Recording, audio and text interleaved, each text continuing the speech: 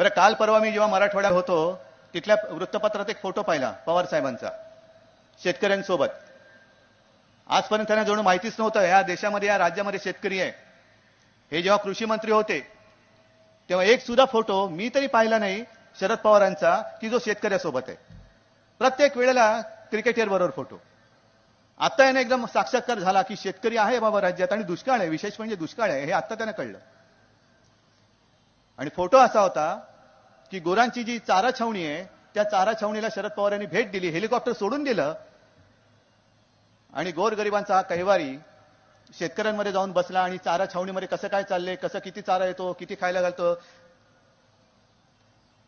मी तिथे चौकशी केल्यानंतर ज्यांची चौकशी शरद पवारांनी केली ते धास्तावलेले होते शेतकरी.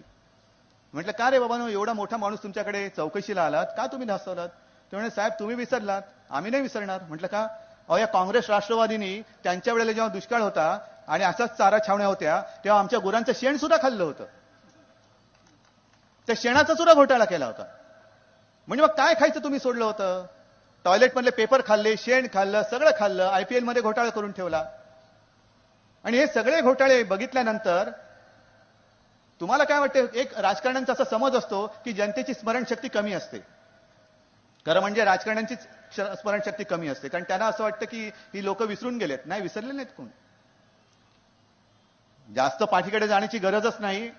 खरं म्हणजे 5 वर्षापूर्वी या तमाम माझ्या देशातल्या जनतेने काँग्रेस राष्ट्रवादीला लाथा का घातल्या ते आठवा आणि मग आम्हाला विचारा लाज वाटते का?